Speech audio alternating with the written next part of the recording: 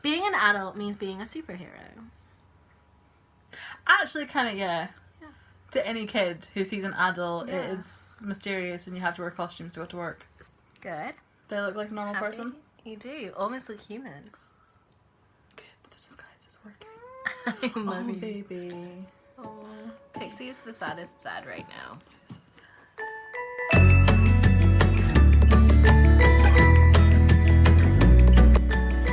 Hi, I'm an adult, but I'm not very good at it. Lily.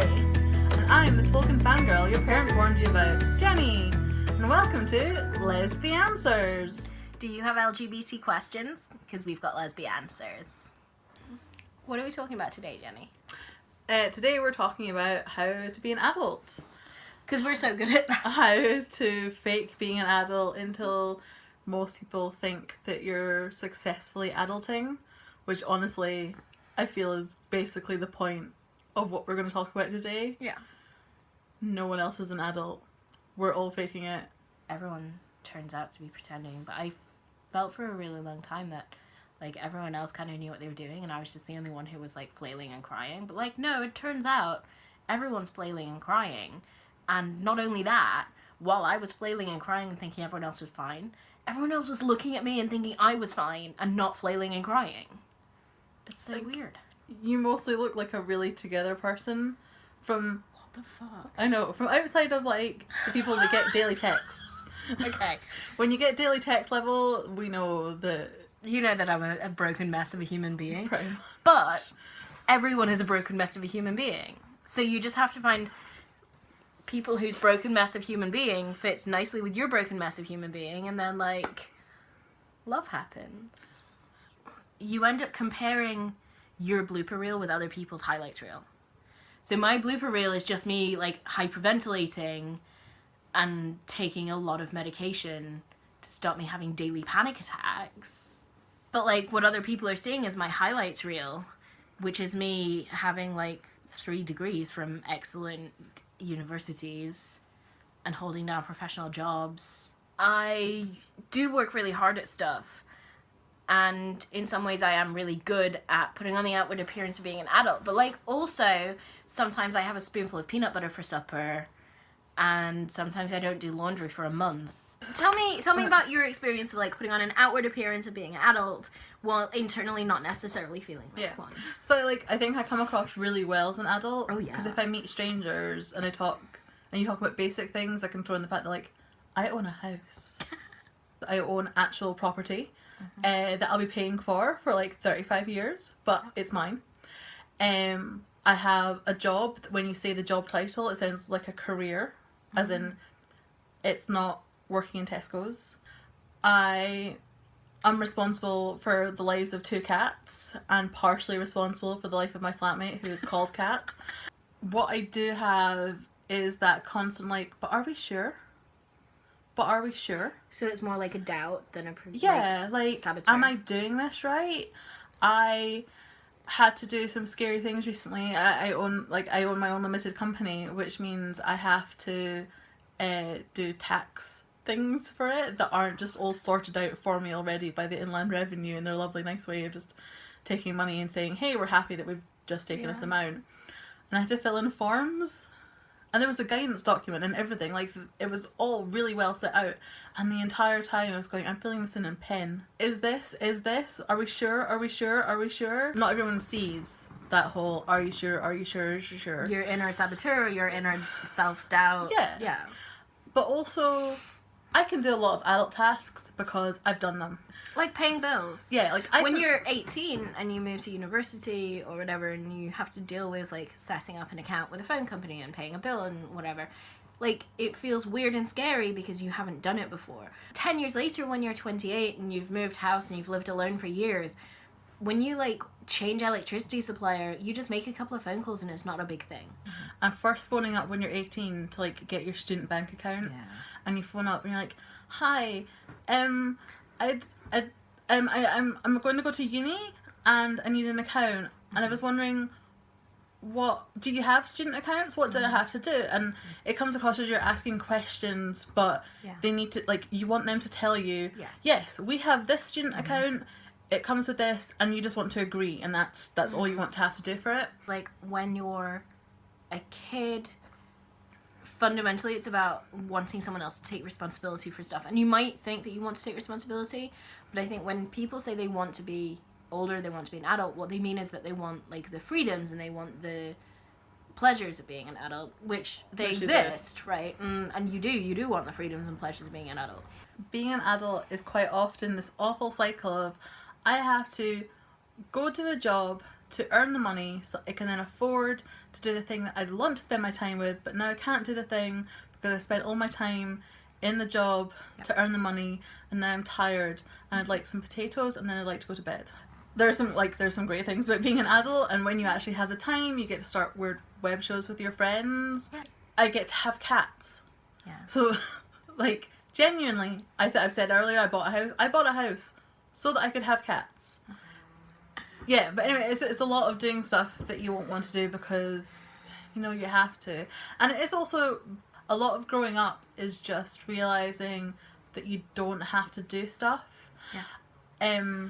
I think there was a big bit for me when I realised that, like, the ultimate goal of being an adult isn't what you see in the sitcom of having a lifelong partner and 2.5 kids and your own house. It's deciding how you want to live your life. Just like, these are the things that I value. These are the things I want to do. And, like, being an adult means taking responsibility for yourself and your actions. And it means working on the things you like about yourself to bring them out more, and working on the things you don't like about yourself to, like, mitigate them. For me, I have a terrible memory and no organisational skills. Not really. Well, sorry, not no organisational skills. No want to be organised. Right. Which doesn't work out well to being an adult, unfortunately. So I have my little coping mechanisms and all my little actual skills that I've learned to pretend that I can. Mm-hmm. I have Excel spreadsheets of present ideas. Mm-hmm. When I find something on Amazon, or when my friends specifically mention, hey, I like X, I write it down, put it in an Excel spreadsheet, so the next time it's a birthday or a Christmas, I can just go and pick. And I don't have to think, I don't have to remember what they've said, because my memory is that bad. You say that you do that because you're not organised. Like, actually, that is what makes you organised. Yeah, that's what I'm saying. Like, it's not a want to be organised. It's not that you're faking being organised, it's that you figured out the way to organise yourself. Yeah. There is no being an adult, there is only looking like an adult. You can be more or less of an adult in different situations. So, for example, like, earlier this year I crashed my car. It was a crash that did not involve any other vehicles, and I was not hurt. My car was a little hurt, but not much. So I dealt with the police, I dealt with the ambulance, I dealt with the towing company, I dealt with the garage. And only when all of that was dealt with was I like, oh, maybe I should phone my mother and, like, let her know what happened. But in the moment, like, there was nothing she could do. So I just had to go into adult mode. Not coping is not an option, and that's kind of what being an adult is. So you find your way to deal with the situation that life throws at you. And sometimes coping means calling in the reinforcements. Yeah. There's that idea that to be an adult means, like, you know how to do everything yourself. Yeah. Like, you can build a boat and pay your bills and make your food and blah, blah, blah. And, like, you can. Not everyone has every skill, and you don't have all that knowledge. Right. And you don't need every skill. Yeah, you don't. A legitimate strategy is to phone the person that knows more. Part of the skill of Googling is knowing what to Google, and if you have absolutely no clue on the subject, like, you're not going to get very helpful results. Figuring out what your priorities are and where they are is part of being an adult. Like, I've had to make a really conscious decision to lean into work and not seek, like, pleasure and lethargy, but to seek activity and to seek creation. Did you laugh? Yeah, my brain was just like, I heavily lean into wanking as much as physically possible. Which is fine. Like, you can lean into wanking if it brings you genuine pleasure. Part of being an adult is realising what's healthy for you and what's good for you and where your priorities are and where your priorities should be, based on your own psychological landscape. But you get to decide that for you. Like, no random stranger in your life is really going to make a big deal on certain aspects. If they see you having a clumsy moment, if they see you forget something, if they see you make a mistake, if they see the fact that your house hasn't been hoovered in a week. No stranger just coming into your life for 2 minutes is going to remember that in half an hour. And even if they do, who gives a shit? Pretty much, yeah. Who cares if they judge your house for not being hoovered? Like, you have a rich inner life, you don't have time to vacuum. And the whole, like, people don't judge you. You can do shit on your own. Yeah. You can go out for a dinner for one and sit with a book, with your phone, with nothing. With your knitting. With your knitting. And enjoy, like, a 3-course expensive meal. And no one, honestly, is going to care or judge you. And if they do care and if they do judge you, who gives a shit? No matter It's a skill. It's a skill. I was about to say, like, no matter your actual, like, partner situation or if you have friends that you do everything with, I think it's quite a good idea to learn to do some stuff on your own, just in case it becomes necessary, but also to know yourself a little bit better. Yeah. So overall, how to be an adult? Like, 5 words. Go. Fake it until it happens. Good. Have fun. Don't let the necessary bits of being an adult, the earning money in order to survive, become the whole part of being an adult. I think I have like a 6-word sum up. I'm not sure I can get it down to 5 words. Okay, cool. But like, for me, being an adult is doing what's right, not what's easy. I mean, that sounds like a superhero tagline. So thank you very much for watching. Thanks for listening. If you have any questions, please email us at lesbianswers@gmail.com. You can tweet us at Lesbianswers. We're on Instagram at Lesbianswers, and you can use the hashtag at Lesbianswers on pretty much any social media site, and we'll find you. So have a great week, make good choices, and we will see you next week. Bye! Bye.